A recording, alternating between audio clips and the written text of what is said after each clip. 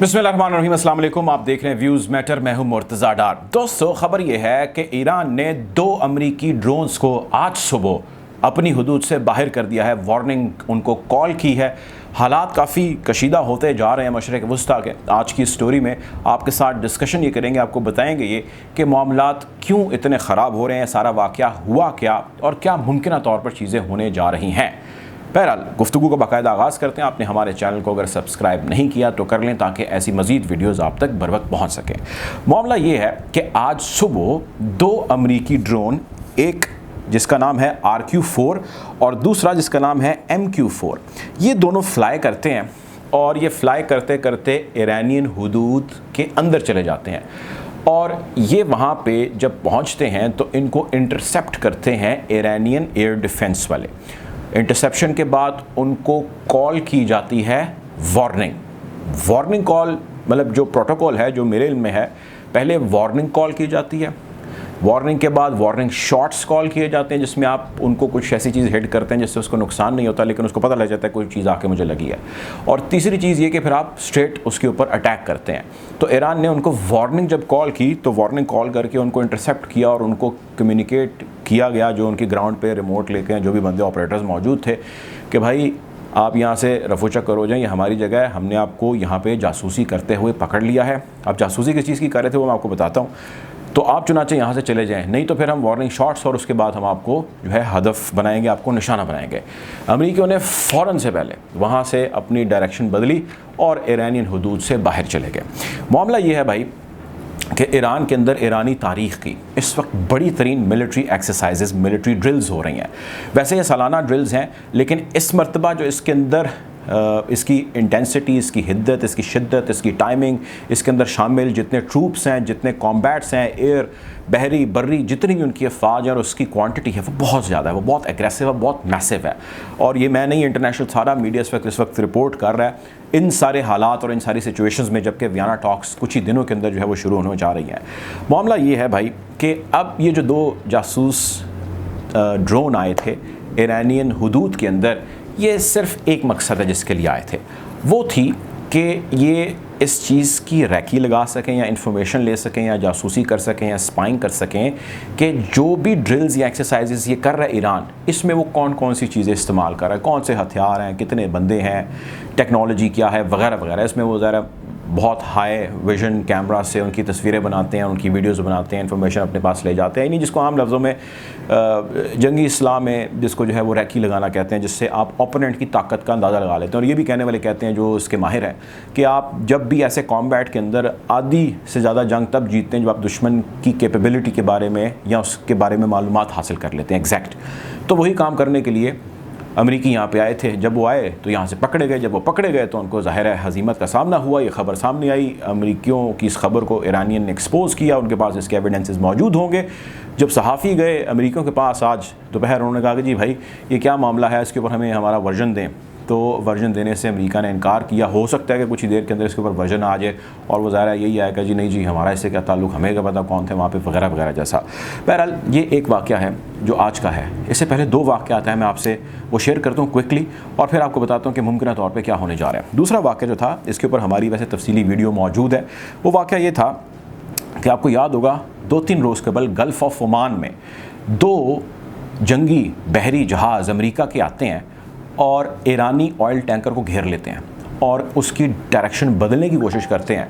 अब वो उसमें से तेल चोरी करना चाहते थे या कोई जासूसी करना चाहते थे। ईरानियन फ़ौरन आते हैं, काउंटर अटैक करते हैं और अमरीकियों को यहाँ से निकाल देते हैं। अमेरिका इसको डिनाई करता है। इस पर हमारी तफसीली वीडियो मौजूद है, एग्जैक्ट वाक़े की हुआ क्या था। आप इस लिंक पे क्लिक करेंगे, आप इसकी एग्जैक्ट डिटेल में जा सकते हैं। खैर, एक तो ये हरकत हो गई, यानी पहली कि ड्रोन आते हैं आज सुबह और रैकी लगाने की कोशिश करते हैं जंगी मशकों की। 2-3 दिन पहले की खबर है कि बहरी जंगी जहाज़ आते हैं और वो जासूसी करना चाहते हैं या तेल चोरी करना चाहते हैं। एक और ख़बर है, वो भी इससे कोई 4-6 दिन पुरानी होगी, यानी कि विदिन अ वीक 3 बड़ी डेवलपमेंट्स हैं अमरीकी इंटरवेंशन की इन ईरानियन टेरिटरीज़। वो ये है कि अमरीकी बम्बार तैयारा उड़ते हवा में, ये वही बम्बार तैयारा है जिसमें न्यूक्लियर बॉम्ब ले जाने की सलाहियत है। ये वही तैयारा है या इससे मिलता जुलता तैयारा है जो अमेरिका पहले न्यूक्लियर हथियार जो है इस्तेमाल कर चुका है हिरोशिमा नागासाकी वाले मामले पे। बहरहाल बम्बार तैयारा उड़ता है और उसके साथ जुड़ते हैं फाइटर जेट्स, उनके एलाई, उनके इत्तेहादियों के, जिसमें इजरायली फाइटर जेट्स भी हैं, जिसमें कुवैत का भी गालिबन और यूएई के भी जेट्स थे। वो उड़ते हैं और उड़ के जो है वो प्रोटोकॉल देते हैं बमबार तैयारे को, और वो ईरानियन हुदूद के गिर्द गश्त करते हैं, चक्कर लगाते हैं, और पूरा मीडिया इंटरनेशनल उसको रिपोर्ट करता है कि भाई न्यूक्लियर कैपेबिलिटी वाले और बाकी फाइटर जेट्स उड़ रहे हैं और ईरानियन हुदूद के गिर्द जो है वो हवा में मंडला रहे हैं और वो चक्कर लगा रहे हैं। ईरानियन एयर डिफेंस और जितना भी उनका एयर कॉम्बैट है वो सारा एक्टिव होता है, अलर्ट होता है। ये 3 इंटरवेंशंस पॉसिबल या लाइकली जो की गई अमेरिका की जानिब से, इनको तीनों पे ईरानियंस की जानिब से रिस्पांस दिया गया। इनमें से कुछ को तो रिजेक्ट किया गया अमेरिकियों की जानिब से और कुछ के ऊपर जो है वो लबकुशाई नहीं की गई। इन तीनों चीज़ों का हो जाना इस मौके पे यकीनी तौर पे मशरक़ वुस्ता के टेंस हालात को ज़ाहिर करता है। हालात टेंस क्या हैं? 2 मिनट के अंदर इस चीज़ को हम रीकैप करते हैं। हालात ये हैं कि दोनों ताकतों को, ये अमेरिका हो या ईरान हो या इज़राइल हो या उसके इत्तेहादी हो या चलें कोई भी यार, 2 धड़े आपस में जब आमने सामने होते हैं और जब उनकी कॉन्फ्रंट्रेशन या उनकी जंग जारी होती है तो वो एक महाज पे कभी भी नहीं जारी होती, वो हमेशा मल्टीपल महाजों पे होती है। और कुछ इसको टेक्निकल इस्लाम में या टर्मिनोलॉजी में गोरिल्ला वॉर भी कहते हैं, जिसमें कोई एक यूनिफॉर्मिटी नहीं होती लड़ाई की, अब हर महाज पे एक दूसरे के साथ लड़ रहे होते हैं। अब इसी किस्म के मामलात जारी हैं। एक मामला जो है वो जारी है सिफारती महाज पे और दूसरा मामला जारी है जंगी महाज पे। सिफारती महाज पे जो मामला जारी है वो है ईरानियन न्यूक्लियर टॉक्स का, यानी कि जौहरी टॉक्स का, जिसका आगाज़ होने जा रहा है इस महीने की 29 तारीख को। 29 को ईरान बैठेगा और अपोजिट साइड पे अमेरिका और उसके 5 इत्तेहादी, यानी टोटल 6 लोग बैठ जाएंगे या 6 मुल्कों के रिप्रेजेंटेटिव बैठ जाएंगे और वो बैठ के बात करेंगे कि भाई इस खित्ते में ईरान के साथ अमन का मुआहदा करना है या नहीं करना। अगर अमन का मुआहदा होता है तो उसकी बहुत सारी शराइत हैं, मल्टीपल शराइत हैं। इस पे हमारी मल्टीपल वीडियोस मौजूद हैं, आप चाहें तो इसकी एग्जैक्ट डिटेल में जा सकते हैं। हमारे लिंक पे क्लिक करें, यहाँ पे सारे मामले को समझ सकते हैं टू द पॉइंट कि ये सारा मामला है क्या। सो खैर 29 को इसके ऊपर डेवलपमेंट्स होंगी जब वो बैठेंगे और बातचीत करेंगे, लेकिन उससे कबल बहुत सारे सिफारती महाज पे ये तमाम ममालिक नेटवर्किंग, लॉबिंग कर रहे हैं, एक दूसरे पे सबकत ले जाने की कोशिश कर रहे हैं। बहुत सारे पॉइंट्स हैं जो गैदर कर रहे हैं, बहुत सारी खबरें लीक हो रही हैं और बहुत सारी लीक नहीं हो रही। सो बहुत एग्रेसिव किस्म की सिफारती महाज पे इस वक्त कोशिशें जारी हैं।